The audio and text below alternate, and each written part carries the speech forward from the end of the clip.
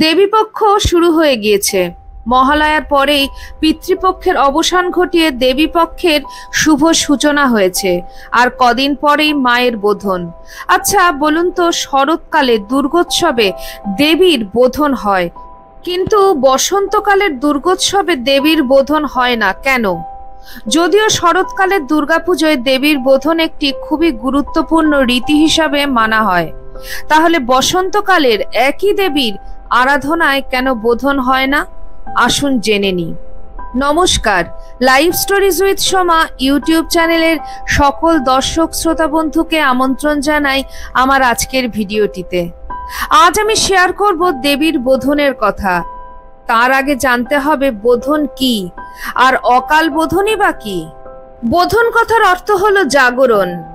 শরৎকালে দুর্গাপুজোর বোধনের নিয়ম থাকলেও বাসন্তী দুর্গাপুজোয় তা নেই, কারণ শ্রাবণ মাস থেকে পৌষ মাস পর্যন্ত সূর্যের দক্ষিণায়নের সময় দেবতাদের রাত্রিকাল।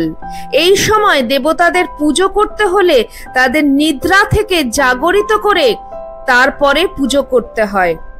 এই জন্যই দেবতাদের জাগরণ প্রয়োজন।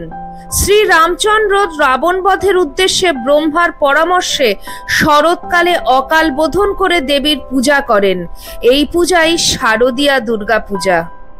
অর্থাৎ অকাল বোধনের তাৎপর্য হলো দেবীর নিদ্রা বা ঘুম ভাঙিয়ে জাগিয়ে তোলা, যা মূলত শ্রীরাম কর্তৃক রাবণ বধের উদ্দেশ্যে শরৎকালে দেবীর পূজা শুরুর মাধ্যমে শুরু হয়েছিল।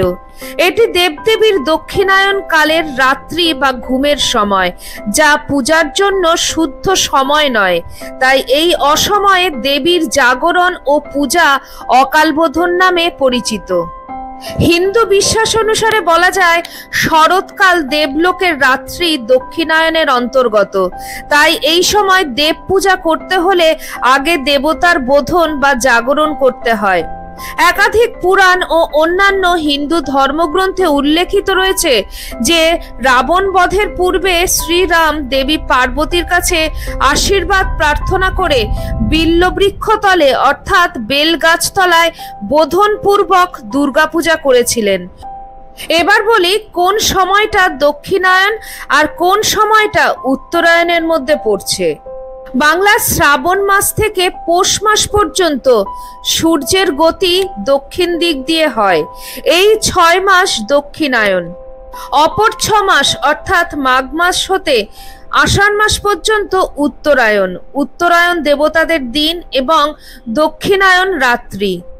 রাত্রিকালে দেবী দুর্গা অর্থাৎ দেবী পার্বতী নিদ্রিত থাকেন বলে তার বোধন করে পূজা করতে হয়।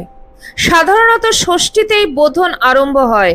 পূজার পূর্বদিন সায়ংকালে ষষ্ঠী না থাকলেও আগের দিন থাকলে সেই আগের দিনই বোধন করতে হয়। দুর্গাপূজার বিধিসম্মত সময়কাল হলো হিন্দু পঞ্জিকা অনুসারে চৈত্র মাস, যে পূজা বাসন্তী পূজা নামে পরিচিত। হিন্দু পুরাণে উল্লেখিত রয়েছে রাজা সুরথ দুর্গাপুজো করেছিলেন বসন্তকালেই। ব্রহ্ম বৈবর্ত পুরাণ গ্রন্থে রয়েছে রাজা সুরথ চৈত্র মাসের শুক্লপক্ষের অষ্টমী ও নবমী তিথিতে শাস্ত্রবিধি মতে দেবী দুর্গতি নাশিনীর পূজা করেছিলেন। বসন্তকাল উত্তরায়ণের অন্তর্গত। উত্তরায়ণে দেবতারা জাগ্রত থাকেন বলে বাসন্তী পুজোয় বোধনের প্রয়োজন হয় না। এই কারণেই বসন্তকালের দুর্গোৎসবে মায়ের বোধন হয় না। বঙ্গীয় পুরোহিত সভার সভাপতি চণ্ডীচরণ হালদার মহাশয় জানিয়েছেন, শরৎকাল হলো যে কোনো দেবদেবীর নিদ্রাকাল। পৃথিবীর 1 বছরের সমান স্বর্গের 1 দিন। তাই সূর্যের উত্তরায়ণকে বলা হয় দেবতাদের দিন এবং দক্ষিণায়নকে বলা হয় দেবতাদের রাত্রিকাল। বলা ভালো, সূর্যের এই উত্তরায়ণ চলে 6 মাস এবং দক্ষিণায়ন চলে 6 মাস। এবার বলি অকাল বোধন কেন। পুরাণ অনুযায়ী শ্রী রামচন্দ্রের আগে রাজা সুরথ প্রথম আদ্যাশক্তি মহামায়ার পূজা করেছিলেন। সেই পূজাকে বলা হয় বাসন্তী পূজা। মনে করা হয় বাসন্তী পূজাই হলো দেবীর আসল পুজো। অকালে মায়ের বোধন করে শ্রী রামচন্দ্র শরৎকালে শুরু করেছিলেন দুর্গা পূজা।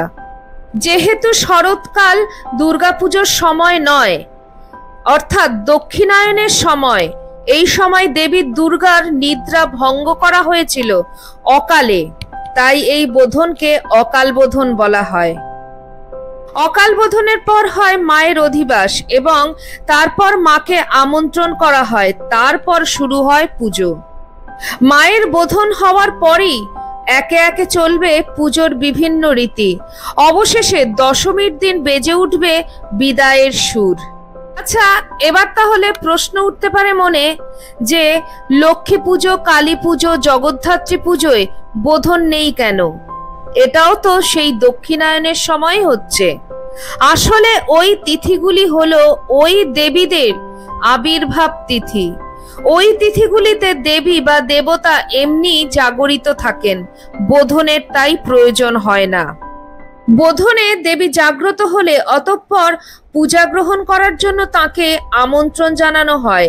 বাড়িতে কোনো অতিথি এলে তাকে যেমন অভ্যর্থনা করে ভোজনাদি গ্রহণের জন্য আমন্ত্রণ জানানো হয়, মা যেমন ভাত বেড়ে সকলকে খেতে আসার জন্য ডাকেন, তেমনি দেবীকেও পূজা গ্রহণ করার জন্য আমন্ত্রণ করা হয়। কারণ তিনি যে বড় আপন, আমাদের অতি প্রিয়জন, তাকে ডাকলেই তিনি আসবেন। বিল্ল বৃক্ষ মূলে পাতিয়া বোধন, গণেশের কল্যাণে গৌরীর আগমন। সপ্তমীর পূর্ব সন্ধ্যায় বেলগাছের পাশে নবপত্রিকাকে স্থাপন করে দেবীকে পূজা করে আমন্ত্রণ জানানো হয়। আমার আজকের ভিডিওটি এই পর্যন্তই। আপনাদের কেমন লাগলো অবশ্যই কমেন্ট সেকশনে কমেন্ট করে জানাবেন। চ্যানেলের নতুন বন্ধুদের কাছে একান্ত অনুরোধ চ্যানেলটিকে সাবস্ক্রাইব করে আমার পাশে থাকার। সবাই ভালো থাকবেন, সুস্থ থাকবেন। আবার খুব শিগগিরই দেখা হচ্ছে আপনাদের সঙ্গে কোনো একটি নতুন ভিডিওতে। জয় মা দুর্গা, জয় ঠাকুর, জয় মা, জয় স্বামীজি।